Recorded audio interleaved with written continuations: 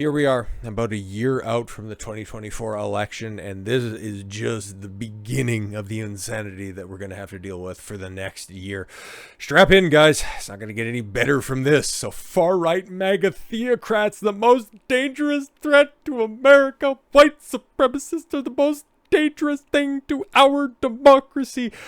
Okay, you need to take those January 6th insurrectionists very, very seriously. But at time of recording, as much as I agree with most of their sentiments towards the underlying cause, but you had what they like to call pro-Palestinian protests. Okay, you had protesters try to scale the walls of the White House gate, and didn't hear any kind of follow-up on that one. How many people were taken into custody? How many people were arrested? How many people were thrown into solitary confinement?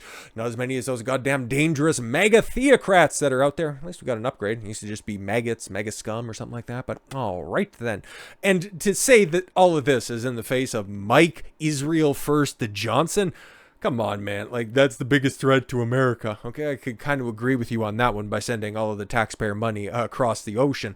Yeah, that's kind of a big problem, but you're going to go ahead and say that that's the most dangerous threat to America? I don't think Salon is that based, but I want to read this from a satirical point of view. Not because we're going to learn anything from this. I just want to see what the opposition's thinking. This is what I do every once in a while when it comes to researching topics.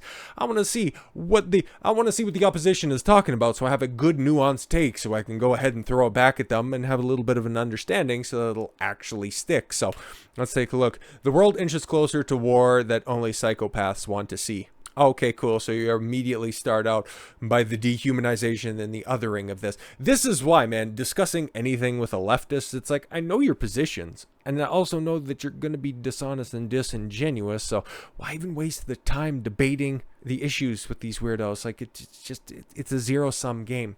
Anyways, on Tuesday, the FBI issued a warning that the chance of staged terrorist attacks in the United States has grown since the war began in Gaza. War or a one-sided genocide? But by who? I don't know. Take your pick.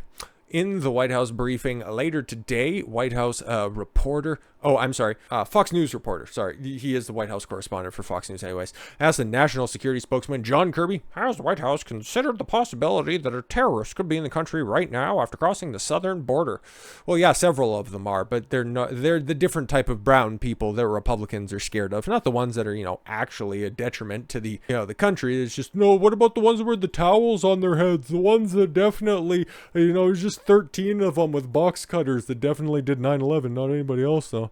Obviously they have, or the FBI wouldn't be issuing the warning. The question remains, what our government response would be to such an attack? Well, what would that attack look like? That's probably the bigger question. And how quickly would all of the apologia come out? Because yeah, as much as I agree and sympathize with the Palestinian case, because, well, knowing the facts and not just simply ingesting a straight diet of mainstream media when they do all of their radical acts, because at the end of the day, their base, their core, it's all of those goofy ass leftists who are just as likely to be at a Black Lives Matter protest as they are for a Free Palestine protest. If you want to actually make some change, lobby your congressman, okay?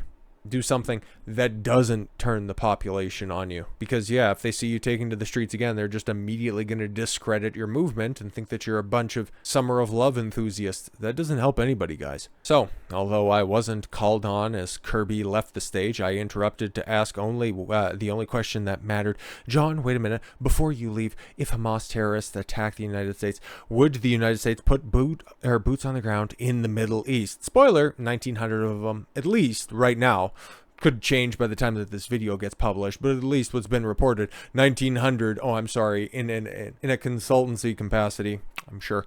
Kirby stopped his retreat from the stage. The press secretary, Karine Jean-Pierre, let him answer, which is hilarious. The bitch doesn't let anybody answer, but all right, Kirby was succinct. I won't speculate on that, Brian. We'll obviously do what we have to do to protect our troops and our people. Have to protect our troops. What is this? Are you sending them over on the USS Liberty? Anyways, on the same day, Senate Majority Leader Chuck Schumer showed up at the White House with a bipartisan group, Senators Todd Young of Indiana, Mike Rounds of South Dakota, and Martin Heinrich of New Mexico to talk to President Biden and help steer clear of a congressional response that posed by Skynet. Sorry, I mean AI.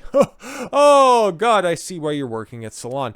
It's a bipartisan effort that both Republicans and Democrats who remain opposed. I love the narrative of this so far. Boy, just holding on to every single word that's written. Bipartisanship, once seen as a laudable goal on many issues, is now sneered at by most remaining members of the Republican Party. That's the side that doesn't want to work with the white supremacists, Nazi bigots, trolls, sexists, and homophobes. That's the side that's intolerant. Okay, then, working with Democrats, for them, is like choosing death over a slice of cake.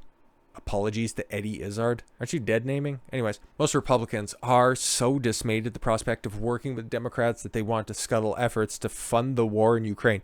Scuttle efforts to fund a war. Fucking Salon, are you out of it? Okay. Virtually isolating Senate Minority Leader Mitch McConnell, who seems to be nearly alone on an island calling for aid to continue. It's a rare display of common sense for the 81-year-old Kentuckian who's primarily focused on political power and getting through a speech without freezing up like Windows 96, which, to be fair to him, was released when he was just a spry 68 years old. That's supposed to be a joke. I know the timelines don't match up. Anyways, no Americans are getting killed in Ukraine.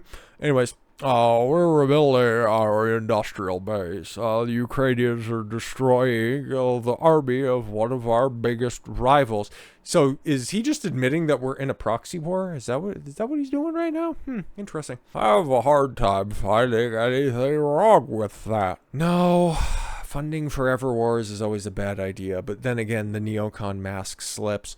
I think it's wonderful that they're defending themselves. And again, if you have any understanding of history, just know about 2014, the Donbass, and how long the shelling has actually been happening and from what side those shells have been coming from, and things will become a lot more clear for you as to who's in the right in this situation. And also the notion that the Europeans are not doing enough.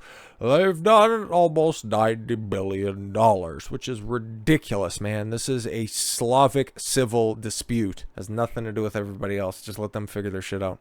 We're housing a bunch of refugees who escaped, and I think our NATO allies in Europe have done quite a lot. Yeah, you know what? Here's the thing. Yeah, it sucks. Wars are always terrible, and the people that die, especially the civilians, always have a spot in our hearts and minds. But taking on refugees, and a lot of them have absolutely no desire to ever go back. Are they really refugees, or is this some sort of an orchestrated effort? And I know a Ukrainian refugee looks a hell of a lot different than what you're normally seeing, especially coming through the southern border, where you're also worried about terrorist extremists. But extrapolate that concept out to another forever proxy war that's also happening at the same time, and then you start to realize that, you can be against a conflict, you can be against a certain side, but then you also don't want those downstream effects where we need to go ahead and take in all these people. No. No. How about we just get the hell out of those conflicts and you don't have to worry about any of that stuff?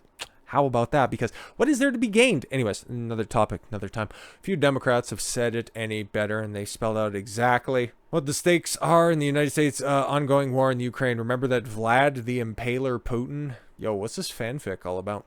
Has clearly suggested that he wants to get the old Soviet Union band back together. Wow, imagine being a journalist and purposely misrepresenting that as best as possible. He's referring to that old quote of Putin giving a speech at, I forget the summit that he was at, where yes, the greatest crime of the 20th century was the fall of the Soviet Union. I'm paraphrasing, of course, but there was more to that quote as well. That was because it ended up displacing so many Russians, that it ended up impoverishing so many Russian peoples, which is 1000% true, and that's what he was talking about. But yeah, if you want to go ahead and quote mine, but this is the media that we're talking about.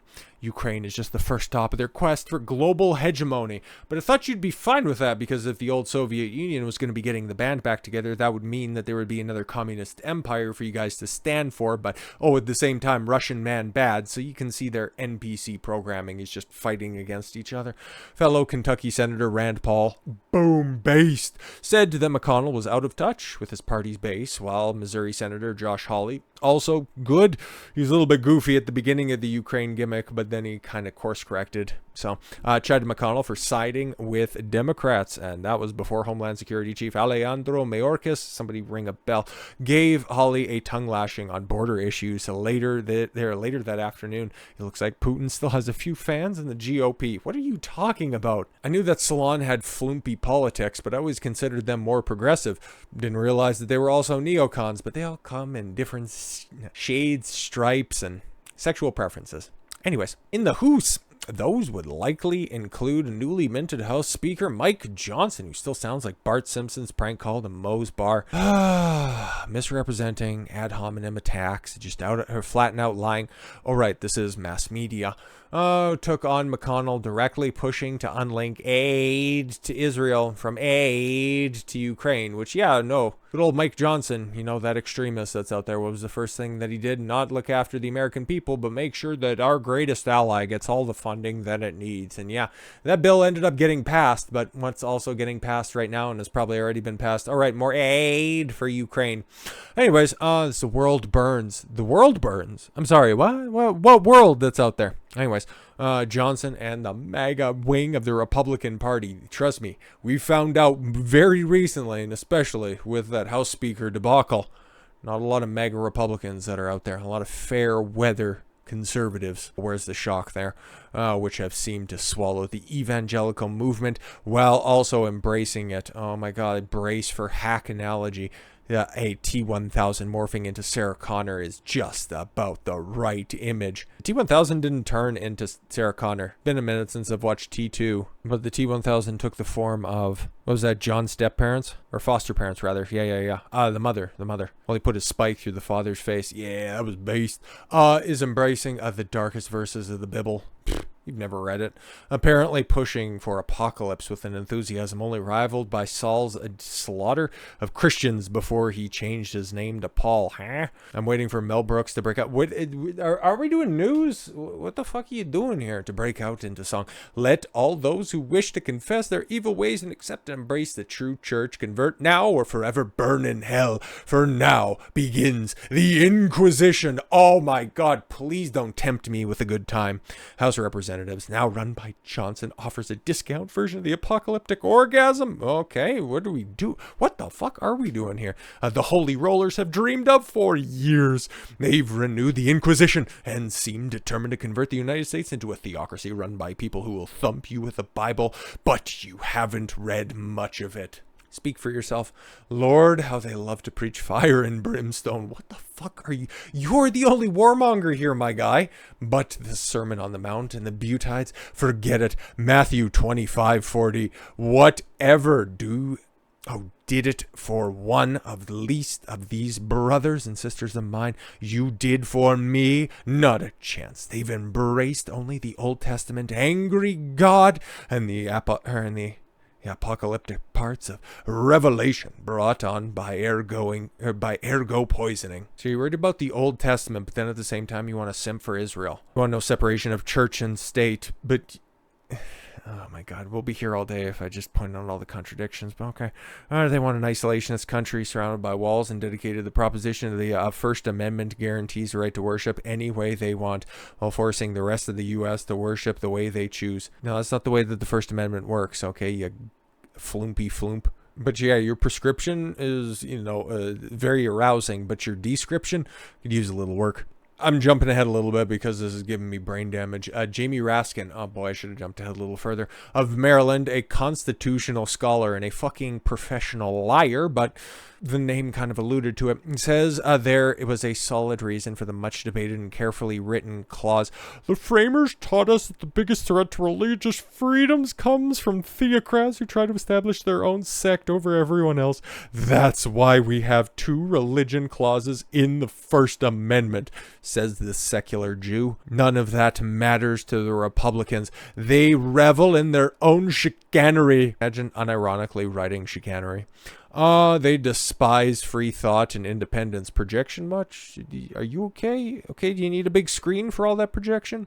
And they are happy to play games with a government shutdown. Oh, God, again, don't threaten me with a good time. The modern equivalent of fiddling while it all burns. No, no, no, no, no, no. You get government out of this shit, and guess what? Shit's going to work a hell of a lot smoother, but all right. Stay tuned. November 17th, the next shutdown deadline is just around the corner. And trust me, they'll get all this hype for this, and oh my God, we'll just go ahead and saber rattle. But then at the 11th hour, oh, guess what? Oh, wow, the government ends up getting funded. That's crazy. I'll just kick the can down the road a little bit further, and I'll just leave it all right on the doorstep of the next president. Speaking of which, climate change comes into this because Donald Trump faces 91 felonies in 4 different jurisdictions. Yeah, how many of those do you actually know, and how big of a legal scholar are you, my friend? Well, facing civil sanctions in New York. Yeah, I haven't talked about that much, but holy fuck, what a disaster that lawsuit is. And what a fucking sped that judge is. And Gorin, oh my lord. Yo, man, if that guy ever got any more power than he does as a civil judge, Lord have mercy. That guy's, he's a walking disaster. He's effectively also on trial in Colorado as the state tries to ban him from the ballot next November. But yeah, that idea, it was floated in New Mexico and it was shot down by the Supreme Court. So sucks to suck, I guess. I spoke with Michael Cohen. Oh, okay, cool. So this guy's lied, misrepresented facts, warmonger, and is staunchly against Trump. Yeah, it would serve reason that he went and discussed things with Michael Cohen on Wednesday morning, a few days after he testified in Trump's civil trial in New York. He believes Trump could lose as much as $600 million to $700 million in that case, essentially leaving him broke. But again, on that trial, there's something very important. It's a civil trial after all. Who's the aggrieved party? They showed up and testified. All right. Biden's popularity continues to shrink. I did a video on that. As it stood, 37% approval rating from a New York Times poll. So something that would normally be favorable to him. That's the most favorable rating that you're going to get. Threatening to make him the 2024 equivalent to Jimmy Carter, a one-term president to be replaced by a third-term president. Part of it is because of people like Mike Johnson. I'm sorry, Joe Biden's unpopular because of the newly elected speaker. What? Okay, who claimed that we don't live in a democracy and that God oversees our government. What the fuck are you talking about? What? You might all think that this would be serious food for thought in the news. Yeah, the fact that the mentally deficient ends up getting a writing spot at Salon. How do you write this? Okay, we don't live in a democracy. We don't. It's a constitutional republic, you fucking joke of an individual. And God overseeing the government? What? Like if Mitt Romney was president, maybe you'd have a stronger claim with his magic underwear and keeping his dog in a kennel on top of his car as he goes for a drive. But trying to say that, the current Republican Party that can't figure out what side of the Judeo-Christian divide that they find themselves on any given day right now, thinks that God is higher than the Constitution? Wow.